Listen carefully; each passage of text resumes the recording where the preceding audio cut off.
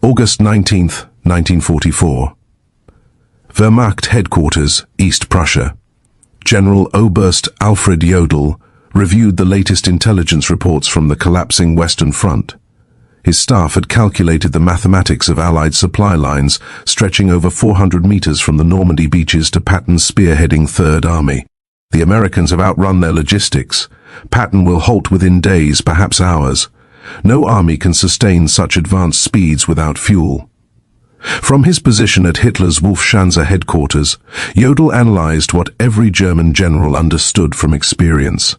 An armored division consumed 150,000 gallons of fuel daily when advancing. The Americans were now 400 meters from their supply depots. The calculation was inescapable. Patton's Third Army would grind to a halt, giving the Wehrmacht time to regroup at the Seine, perhaps hold until winter. What Jodl didn't know was that 125 miles away, 5,958 trucks were already rolling eastward in an endless convoy, headlights blazing in defiance of military doctrine, carrying 12,500 tons of supplies every 24 hours. The Red Ball Express, a logistics operation so audacious that German military science had never conceived it possible, was about to shatter every assumption about mechanized warfare. Within 72 hours, Patton's supposedly immobilized tanks would crash through German positions at the Seine. Within a week, they would liberate Paris. Within a month, they would stand at the German border. The Wehrmacht's finest military minds were about to receive a lesson in American logistics that would redefine their understanding of modern warfare. Delivered by 23,000 truck drivers, 75% of them African-American, who turned a one-way highway system into the most efficient military supply line in history. The German General Staff's confidence in American logistical failure stemmed from decades of military experience and recent observations. The Wehrmacht had pioneered Blitzkrieg, revolutionized combined arms warfare, and understood intimately the tyranny of supply lines. Their own campaigns had repeatedly stalled when logistics failed to keep pace with tactical success. In Russia, the Wehrmacht's advance had founded not from Soviet resistance initially, but from the simple inability to supply forces across vast distances. German trucks broke down on Russian roads. Horse-drawn wagons, still 80% of German military transport, couldn't match the speed of panzer spearheads. Railway gauge differences meant supplies piled up hundreds of miles from the front. General de Panzer Trooper Hinrich von Luttwitz, who would command 47 Panzer Corps from September 1944, had written in July, "The Americans face the same logistical impossibility we faced in Russia. Their mechanical advantage becomes a disadvantage. Machines require fuel, ammunition, parts. They have advanced 400 miles in 30 days. History teaches us what comes next. Paralysis." German intelligence meticulously tracked American consumption rates. A single Sherman tank burned 0.5 MP gallon on roads, far worse cross-country. An infantry division required 700 tons of supplies daily. An armored division needed 1,000 tons. Patton commanded 12 divisions advancing on a 60-mem front. The mathematics seemed irrefutable. 12,000 tons daily transported 400 meters from the beaches over damaged roads through a transportation network the Germans had systematically destroyed during their retreat. General Major Siegfried Westphal, who would become Chief of Staff to Field Marshal von Rundstedt in September, calculated on August 20th, even if the Americans possessed unlimited trucks, which they don't, and perfect roads, which they don't, and no mechanical failures, which is impossible, they still couldn't sustain Patton's advance more than another 48 hours. Physical laws cannot be violated, not even by American industry. At 2:00 p.m. on August 25, 1944, in a requisitioned French chateau near Ley, Lieutenant Colonel Laurent Ayers of the Motor Transport Service faced a room full of skeptical officers. The math they presented was stark. Patton's Third Army was consuming supplies faster than any army in history, advancing at speeds that defied all logistical planning. Traditional supply methods, railway transport, scheduled convoys, depot distribution had collapsed under the strain. "Gentlemen," Ayres announced, "we're going to create a one-way highway from Cherbourg and the beaches to the front lines. Every vehicle will run 20 hours out of 24. No stopping except for gas and emergencies. We'll move 12,500 tons daily minimum. The name came from railway terminology. A Red Ball freight was an express shipment that took priority over everything else. The Red Ball Express would operate on the same principle. Absolute priority, no delays, no exceptions. The technical specifications defied German military doctrine. 2 parallel one-way highways, one for loaded trucks going forward, one for empties returning. 24-hour operations with headlights blazing, abandoning blackout discipline. No stop policy except for fuel and mechanical failure. 5-minute convoy intervals maintaining 35 miles per hour average speed. Mobile maintenance units every 50 meters. MP checkpoints removing any vehicle below 25 miles per hour. Colonel Charles O. Thrasher, commanding the advanced section of ADSA, Advanced Section Communication Zone, reviewed the projected numbers. We need 140 truck companies, 5,958 vehicles minimum, operating at 90% availability. That's impossible by any logistics textbook ever written. Yet within 36 hours, the impossible was operational. On August 2006, 1944, drivers from the 916 Quartermaster Truck Company climbed into their GMC CCW 2.5-ton trucks, nicknamed the Deuce and a Half, loaded with 105mm artillery shells bound for Patton's guns at Mellon, 300 miles east.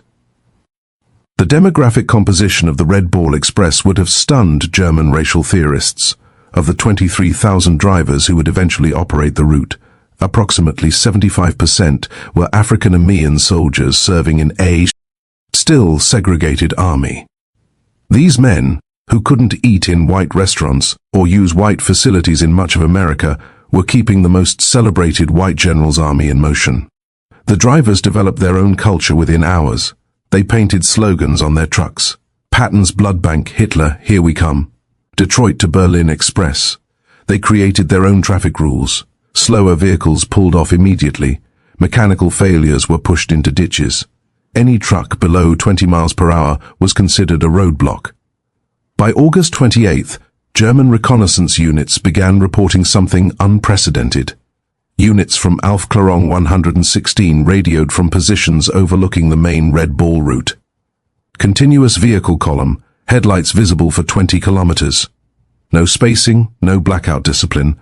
Estimate 1,000 vehicles per hour. Americans have abandoned all military precaution. This violated everything German military doctrine taught. Headlights at night invited air attack. Continuous columns presented perfect artillery targets. No spacing between vehicles meant a single disabled truck could halt an entire convoy. Yet the Americans seemed unconcerned. General Lieutenant Edgar Fwinger, commanding the 21 Stones Panzer Division, personally observed the Red Ball Express from concealed positions on August 30th. His report to Army Group B headquarters reflected growing alarm.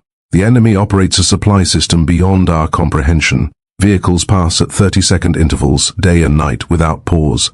They don't hide, don't disperse, don't follow any rules we understand. It's not military science, it's mass production applied to warfare. What the Germans couldn't understand was that American logistics operated on different principles entirely.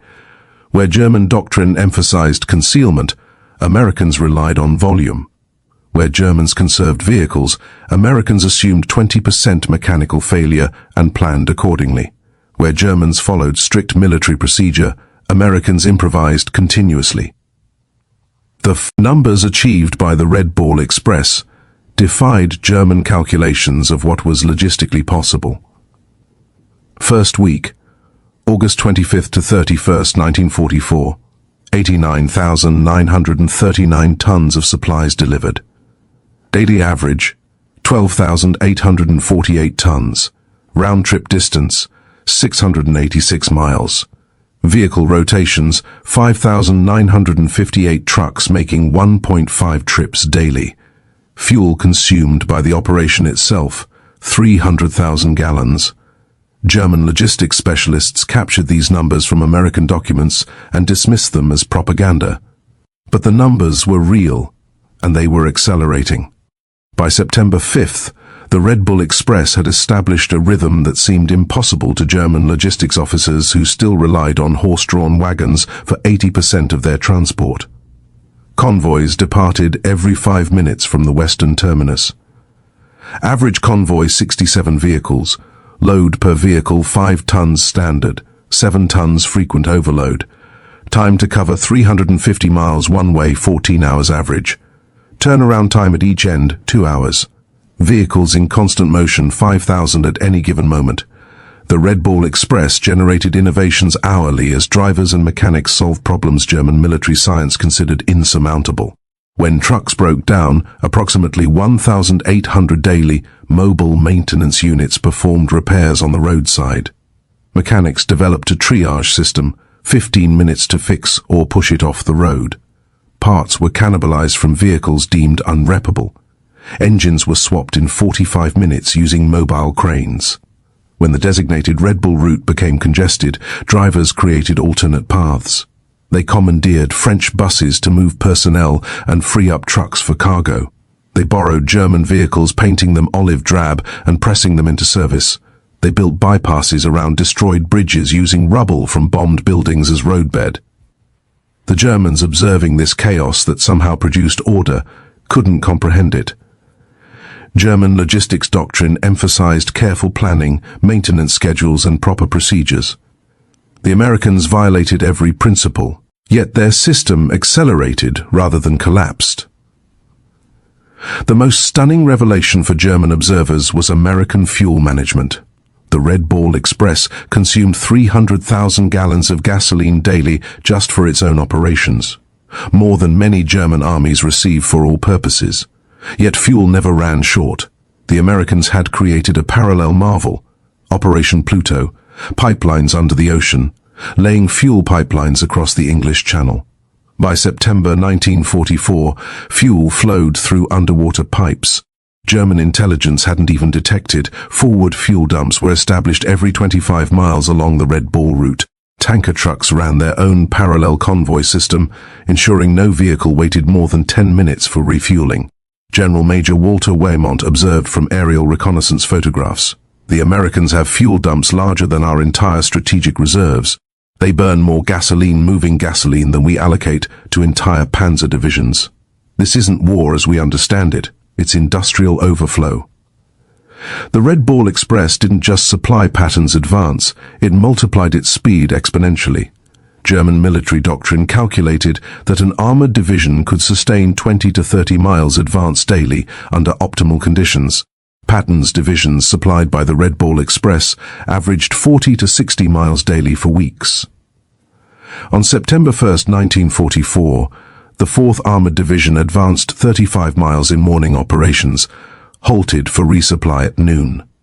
Red Bull trucks were waiting with fuel and ammunition, and advanced another 32 miles in the afternoon. This 67mm single-day advance shattered German defensive planning, which assumed maximum 30 mm daily advances. General Oberst Heinz Guderian, reviewing the reports in East Prussia, initially refused to believe them. No armored force can advance 60 miles daily for a week. Mechanical failures alone prevent it. This is propaganda or misidentification. But intercepted American radio traffic confirmed it. More disturbing for German commanders, the Americans were broadcasting their positions openly without code, supremely confident in their ability to move faster than Germans could react.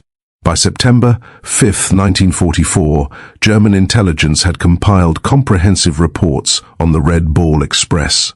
The implications were catastrophic for Wehrmacht planning. Every assumption about American military capability required revision. The report contained observations that defied German military science. Americans wasted vehicles prodigiously, abandoning damaged trucks rather than repairing them. Drivers operated on stimulants for days, violating every principle of personnel management. No camouflage discipline, making the entire system vulnerable to air attack that never came. Mechanical failure rates of 30% daily, simply overwhelmed by redundancy fuel consumption that would bankrupt any European military. Field Marshal Walter Model's response revealed growing desperation. If these reports are accurate, we face not a superior army but a superior civilization. They make no effort to hide because they don't fear us. They waste resources because they have infinite resources. We cannot defeat this with military tactics. The Red Ball Express drivers paid a physical price German observers couldn't see. Drivers operated for 72 straight hours, hallucinating from exhaustion and benzodrine. Accidents killed 300 drivers in the Red Ball's operational period. Trucks collided in fog, overturned on damaged roads, burned when overheated engines ignited. Yet morale remained extraordinarily high. These men, mostly African-Americans, denied equal rights at home, understood they were making history. They were proving Hitler's racial theories wrong with every mile driven, every ton delivered. Captured German officers provided eloquent testimony to the Red Ball Express's impact. Aust Hans von Luck, taken prisoner in September 1944, told interrogators, "We knew we'd lost when we understood your supply system. You violate every rule. Waste fuel, abandoned vehicles, exhaust drivers, yet succeed through sheer volume. You've industrialized warfare beyond our comprehension." The psychological impact on German forces was devastating. Wehrmacht soldiers could hear American trucks all night, every night. Endless motors, endless supplies. They had 3 rounds per rifle while Americans were bringing millions of rounds. The sound itself became psychological warfare. The vehicles themselves amazed German engineers. The GMCC CKW2 1/2-ton truck, the backbone of the Red Ball Express, represented mass production perfection. General Motors had produced over 500,000 of these vehicles by war's end, more trucks than the entire German military possessed of all types combined. The trucks featured innovations Germans hadn't implemented all-wheel drive as standard, not exception. Automatic tire inflation systems, waterproofing that allowed 30-in forwarding, engines that ran on low-quality fuel without modification, heaters that actually worked in winter.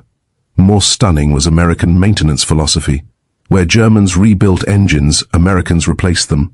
Where Germans rationed parts, Americans discarded entire vehicles for minor problems.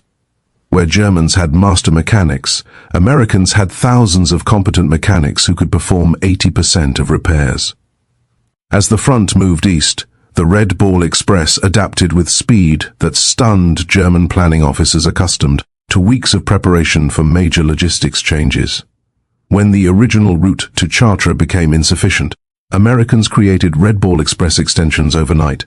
White Ball Express, Rouen to Paris, Green Diamond, Cherbourg to railroad transfer points, Red Lion, Bayeux to Brussels.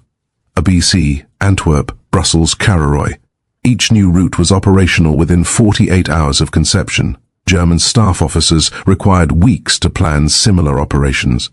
The Americans simply painted new markers, assigned trucks, and started rolling.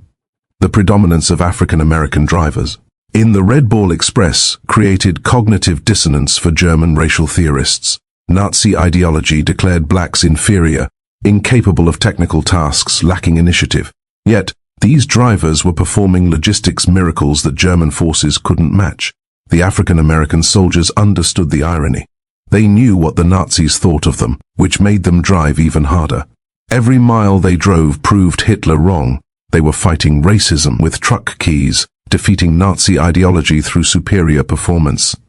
Some German prisoners forced to load Red Bull trucks as laborers found their worldview shattered by working alongside African-American sergeants who calculated weight distributions faster than German engineers, who spoke better English than German English instructors, who treated prisoners fairly despite everything Nazi propaganda had told them about racial behavior. The Red Ball Express required infrastructure Germans deemed impossible to create under combat conditions. Engineers built or reinforced 40 bridges, created 15 major fuel depots, established 26 maintenance stations, and constructed 8 temporary cities for drivers, all while the operation was running. The bridge at Monty had been destroyed by German engineers specifically to halt American logistics. The Wehrmacht calculated replacement would require 6 weeks minimum. American engineers built a temporary bridge in 14 hours, while Red Bull convoys detoured only 8 meters on hastily bulldozed bypass roads. German engineers observed American construction methods with amazement. No planning meetings, no detailed blueprints, just immediate action. They built faster than Germans could destroy, created infrastructure that appeared overnight in French fields. One Red Ball Express achievement particularly stunned German artillery officers: ammunition supply rates that exceeded their highest theoretical calculations. American artillery units fired without restriction, a luxury no German unit had enjoyed since 1942. During the reduction of Metz fortifications in September 1944, the XDX Corps artillery fired 100,000 rounds in 24 hours. The Red Ball Express delivered every round plus 20% surplus. German artillery defending Metz was rationed to 50 rounds per gun per day. The disparity was overwhelming. American guns fired continuously for hours, while German artillery officers calculated that such bombardments required 50 truckloads of ammunition per hour. The Red Ball provided it without pause. The Red Ball Express consumed vehicles at rates that would have paralyzed any other military. By late September, mechanical attrition reached staggering proportions. Average vehicle life 10,000 miles, normal 30,000. Daily deadline rate 30% of all vehicles. Engines replaced 500 weekly. Tires consumed 10,000 weekly. Total vehicles destroyed or abandoned 5,000 plus. Yet the operation never slowed. American production had anticipated such losses. Ships arrived weekly at French ports carrying hundreds of new trucks. Replacement drivers were trained in 2 days and thrown into convoys. German calculations showed Americans destroying more trucks weekly than the Wehrmacht possessed in France. Yet their transport capacity increased rather than decreased. They had achieved something Germans thought impossible: logistics faster than consumption. French civilians along the Red Ball route witnessed American abundance that contradicted years of German occupation scarcity. The psychological impact on occupied populations was immediate and profound. The Red Ball Express drivers, particularly African-Americans, often shared their rations with French civilians despite regulations. Every stop, children would gather and drivers would give them chocolate, cigarettes, soap. The contrast with German occupation was stark. Americans gave away casually what Germans had rationed strictly. German intelligence reported the propaganda impact. French civilians now believe American victory inevitable.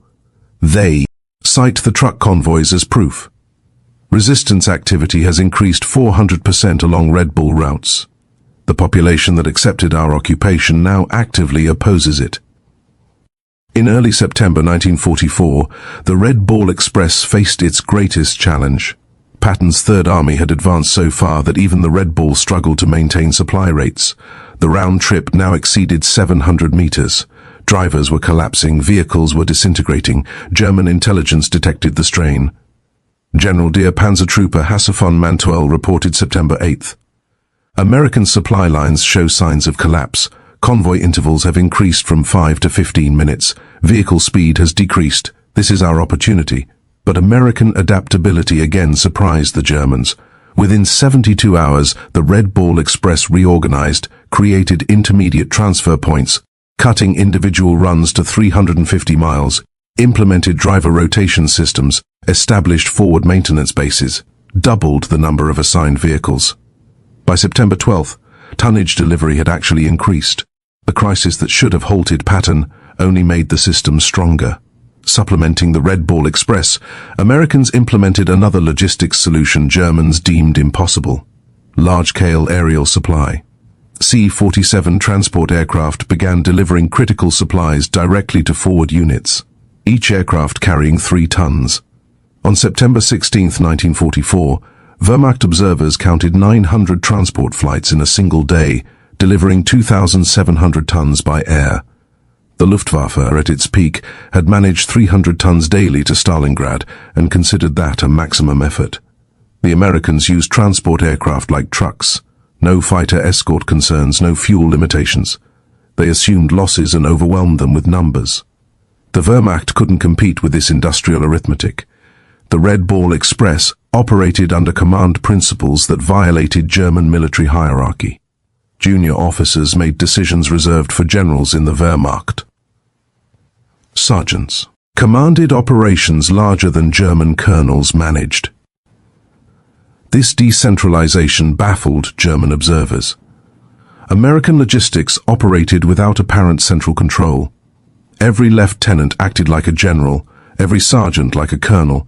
Chaos should have resulted. Instead, they achieved efficiency. The Wehrmacht couldn't match with rigid hierarchy. By October 1944, advancing railheads began to reduce Red Ball Express requirements. The operation that was supposed to last 10 days had continued for 82 days, delivering 412,000 tons of supplies over 122 million ton miles. German commanders, now fighting on their own borders, reflected on what they had witnessed. Field Marshal Model wrote in his final report, "We were not defeated by American tanks or planes primarily. We were defeated by American trucks." The Red Bull Express proved that in modern war, logistics is strategy. The transition to rail transport was itself a marvel. American railroad engineers had reconstructed 1,000 meters of destroyed French rail lines while the Red Bull was running. They laid new track faster than Germans had destroyed it, often using captured German rail equipment. The final Red Ball Express statistics defied every German calculation of logistical possibility. 82 days of operation, 412,193 tons of supplies delivered, 222 million ton miles, 5,958 vehicles average, peak, 7,023,000 total drivers employed, 700,000 gallons of fuel consumed daily, 40,000 tons of ammunition delivered to Patton alone, 15 million rations, transported 135,000 medical supply tons. Reviewing these figures in captivity, German officers admitted they had calculated American logistics based on European precedent. They had multiplied their best performance by 3 and assumed that was American maximum. They were wrong by a factor of 10.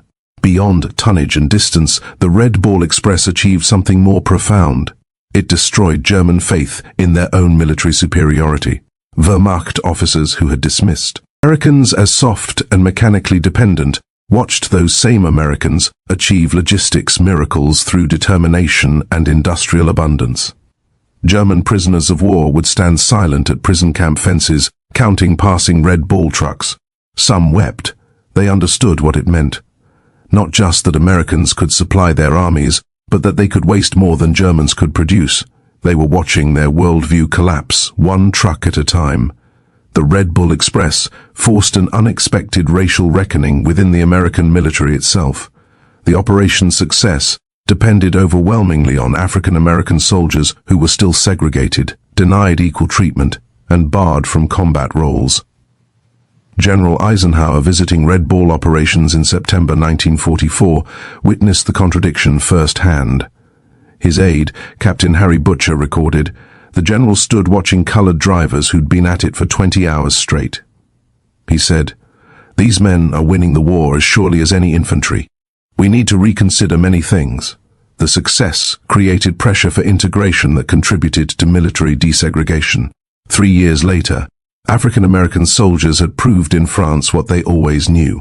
Given the tools and opportunity, they would match anyone. The Red Ball was their combat, and they won it decisively. German racial theorists struggled to explain the contradiction.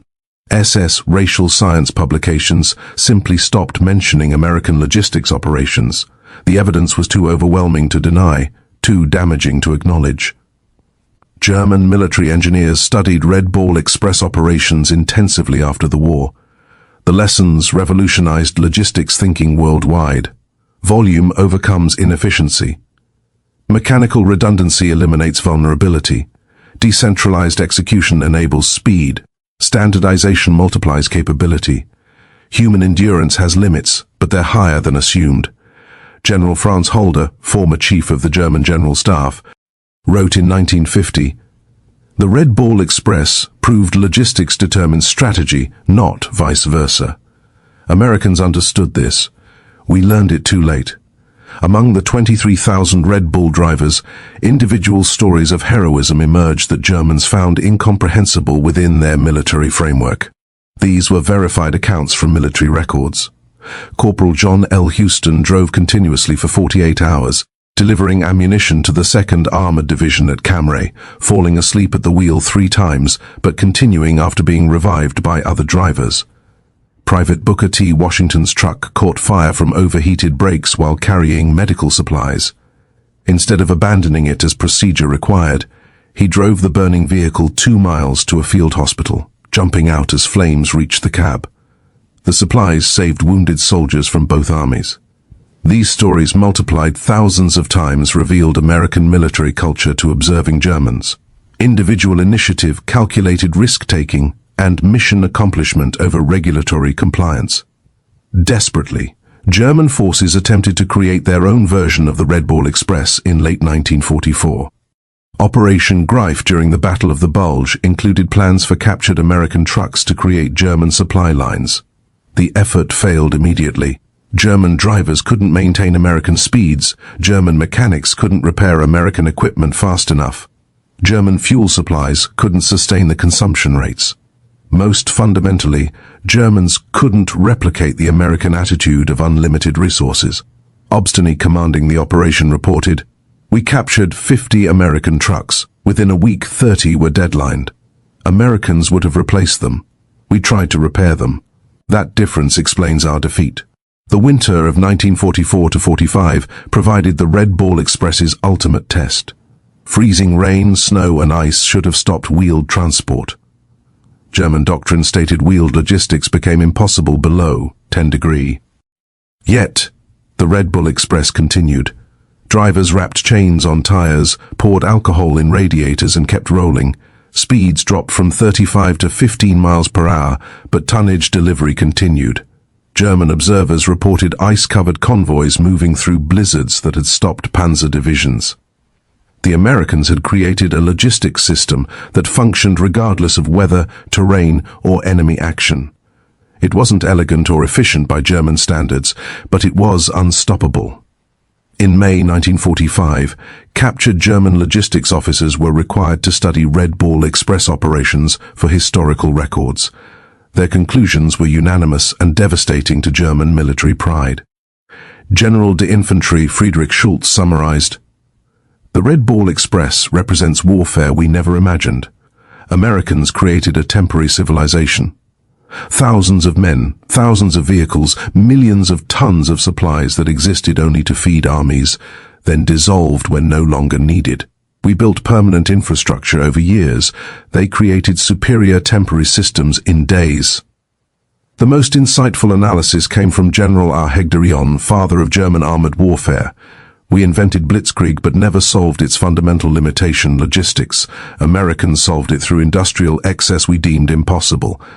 The Red Ball Express was not a supply line but a flowing river of material that drowned our forces. The Red Ball Express cost the United States approximately $100 million in 1944. Vehicles destroyed, fuel consumed, roads destroyed, French claims for damage. German staff officers accustomed to managing scarcity found the figure incomprehensible. Yet Americans considered it cheap. The operation enabled the capture of 400,000 German soldiers, the liberation of France, Belgium and Luxembourg, and shortened the war by an estimated 6 months. Each day of war cost America $250 million. The Red Ball Express paid for itself in a single day of shortened conflict. Lieutenant General John H. Lee, commanding logistics for the European theater, stated, "We wore out 5,000 trucks and 23,000 men to destroy the German army in France. In any previous war, that would be catastrophic losses. In American industrial war, it's acceptable overhead." An unexpected consequence of the Red Ball Express was the revolutionary impact on post-war civilian logistics. Thousands of drivers returned to America with experience operating the world's largest transportation network. These veterans founded trucking companies, designed interstate highways, and created the modern American logistics industry. Companies like Yellow Freight, Roadway, and Consolidated Freightways were started by Red Bull veterans who applied military logistics to civilian commerce. They had learned in France that volume beats efficiency, speed beats perfection, and if you can keep trucks rolling 24 hours, you can move the world. Military historians universally recognize the Red Ball Express as the decisive logistics operation of the European theater. Without it, Patton's advance stops, Paris falls weeks later, and German forces successfully established winter defensive lines. The operation validated American military doctrine that emphasized logistics over tactics. While German officers studied Clausewitz and battlefield maneuver, Americans studied Detroit assembly lines and railroad timets. The Red Bull Express demonstrated that in modern warfare, the ability to supply forces determines victory more than tactical brilliance. On September 15, 1944, Field Marshal Guy von Rune, Supreme German Commander in the West, received comprehensive intelligence on the Red Bull Express. After studying the reports for hours, he summoned his staff. "Gentlemen," he announced, "we face something beyond military solution. The Americans have created a supply system that makes distance irrelevant. Our strategy assumed their culminating point where advancing forces outrun supplies. That point doesn't exist. They have revolutionized warfare, and we are fighting the last war." His operations officer, Obus Hunspedel, suggested interdicting the Red Bull routes with the remaining Luftwaffe. Von Runet's response revealed complete understanding. "With what shall we interdict? They have 6,000 trucks. If we destroy 1,000, which we cannot, they'll replace them in a week. We'd need to destroy 200 trucks daily just to match their production. We don't have 200 aircraft total." Behind the statistics were human stories that revealed American character to German observers. Drivers who hadn't slept for 3 days refusing relief because their trucks might not make it through. Mechanics working in freezing rain to keep convoys rolling. Teenagers lying about their age to drive trucks. Such stories multiplied throughout the operation created a mythology that demoralized German forces. The Americans were not soft as propaganda claimed. They drove themselves harder than Germans drove horses, but they did it voluntarily, not from fear. This made them more dangerous than German doctrine had understood. The Red Bull Express became unintentional propaganda more powerful than any planned operation. German soldiers could hear the convoys at night, endless streams of motors that never stopped. The sound itself became psychological warfare. German units reported hearing ghost convoys that demoralized troops as effectively as actual logistics. The knowledge that Americans had unlimited supplies while Germans rationed their last ammunition created despair that undermined combat effectiveness. American psychological warfare units recognized the impact. They began broadcasting truck engine sounds toward German lines when actual convoys weren't present. German units reported these phantom convoys as real, demonstrating the psychological damage the Red Bull Express had inflicted. In November 1944, with rail lines partially restored, the Red Bull Express was officially discontinued. But its methods had revolutionized military logistics permanently. The concept of continuous high-volume, wasteful but effective supply became American military doctrine. The final innovation was the speed of dissolution. The massive operation, 23,000 men, 6,000 vehicles, hundreds of installations, disappeared in 72 hours. Troops reassigned, vehicles redistributed, routes returned to civilian use. Germans required months to create smaller operations and years to dissolve them. Americans built what they needed, used it, discarded it, and built something better. When German generals surrendered in May 1945, many cited the Red Bull Express specifically as demonstrating the hopelessness of continued resistance. General de Panzer Trooper Hasse von Mantoyel stated at his interrogation, "When we understood your logistics capacity, we knew the war was lost. You could supply armies faster than we could destroy them." The Red Bull Express was a weapon against which we had no defense. Field Marshal Albert Kessler, among Germany's most competent commanders, was asked what most surprised him about American forces. His answer, "Not your tanks, not your planes, but your trucks." The Red Bull Express showed us that you had militarized your entire society's production capacity. We were fighting your factories, not just your soldiers. The final statistics of the Red Bull Express stand as testament to American industrial warfare. Total cargo delivered 412,193 tons. Total distance covered 122 million ton-miles. Trucks employed 5,958 daily average, 7,000 peak. Drivers involved, 23,000 total. Operating days 82. Fuel consumed 57 million gallons. Tires worn out 180,000. Vehicles destroyed 5,000 plus. Cost $100 million. German divisions defeated through supply advantage 47. Estimated war days shortened 180. These numbers tell a story that transcended military operations. They represent the moment when warfare changed forever, when industrial capacity became more important than tactical brilliance, when logistics determined strategy rather than serving it. In 1994, on the 50th anniversary of D-Day, the United States Postal Service issued a commemorative stamp honoring the Red Ball Express at the National Postal Museum in Washington, D.C. The ceremony recognized the operation that had been overshadowed by combat operations but proved equally decisive in Allied victory. Veterans who attended spoke of their pride in an operation that proved American industrial might and individual determination could overcome any obstacle. They had driven through exhaustion, through mechanical failure, through weather that stopped armor. They were black soldiers mostly, segregated, discriminated against, denied recognition during the war, but they had delivered victory at 35 miles per hour. The Red Ball Express proved that in modern warfare, logistics is not support, it is the main effort. The operation demonstrated that industrial democracy could mobilize resources on a scale that totalitarian efficiency couldn't match. German generals who had laughed at American logistics were silenced by 6,000 trucks delivering 12,500 tons daily across 700 meters of liberated France. They had assumed Americans would follow European precedent, conserve resources, advance cautiously. Instead, Americans created a logistics tsunami that drowned German forces in Allied abundance. The operation's success came not from military genius, but from American characteristics Germans never understood. Industrial excess, mechanical aptitude, improvisational skill, and most importantly, the initiative of individual soldiers who made independent decisions that in the Wehrmacht would require field marshal approval. In his memoirs, General George S. Patton, whose Third Army was the primary beneficiary of the Red Ball Express, wrote the ultimate tribute. The truck drivers of the Red Ball Express deserved as much credit for the defeat of Germany as any combat unit. They drove through exhaustion, through mechanical failure, through weather that stopped armor. Without them, the Third Army doesn't move. Without movement we don't win.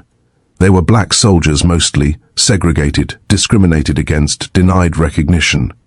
But they won the war as surely as any rifleman.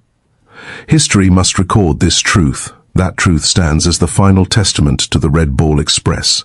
23,000 mostly African-American drivers operating 6,000 trucks on a one-way highway to victory achieved what German military science declared impossible. They supplied advancing armies faster than physics should allow, maintained tempo beyond human endurance, and proved that in modern warfare, the side with the most trucks beats the side with the best tactics. The German generals had laughed at American logistics, dismissing it as wasteful, undisciplined, impossible to sustain. 82 days later, those same generals surrendered to armies supplied by the Red Ball Express, finally understanding that American trucks had defeated German tanks, that industrial abundance had overwhelmed military excellence, that logistics had become strategy. The Red Ball Express ended on November 16, 1944, but its impact echoed through military history. It proved that in the industrial age, victory belongs not to the bravest soldiers or brightest generals, but to the nation that can deliver the most supplies, the fastest, the farthest. The German generals who laughed at American logistics in August 1944 signed surrender documents in May 1945, defeated by 23,000 truck drivers who revolutionized warfare at 35 miles per hour. Their story deserves its place among the great military operations of history. Not because it was elegant or efficient, it was neither, but because it worked. The Red Ball Express kept Patton rolling, kept the Germans retreating, and proved that in modern war, the convoy of trucks matters more than the column of tanks. The highways of France still bear the scars of the Red Ball Express, ruts worn by overloaded trucks, bridges hastily repaired, roadsides littered with abandoned vehicles. But the greatest monument to the operation is the speed of Allied victory. Every day the war shortened saved thousands of lives. The Red Bull Express shortened it by months. In the end, the German generals who laughed at American logistics learned the hardest lesson of modern warfare. Amateurs talk tactics, professionals talk logistics, and Americans talk trucks. The Red Bull Express was America talking very loudly indeed in the roar of 6,000 engines that never stopped, carrying democracy and destruction at 35 miles per hour down a one-way road to victory. The last word belongs to a German officer whose name is lost to history, quoted by a Red Bull driver at the 1994 commemoration. Standing beside a road in Belgium watching the endless convoy of American trucks, the officer said in accented English to his captives, "We prepared for everything. Your tanks, your planes, your ships. We never prepared for your trucks. How do you defeat an enemy who has more trucks than you have soldiers?" The answer rolled past him at 5-minute intervals, driven by exhausted Americans who were rewriting the rules of warfare, one delivery at a time. The Red Bull Express had made logistics into strategy, supply into victory, and trucks into the most decisive weapon of the European war. The German generals stopped laughing when they understood this truth, but by then Patton was already at their gates, supplied by the greatest logistics operation in military history.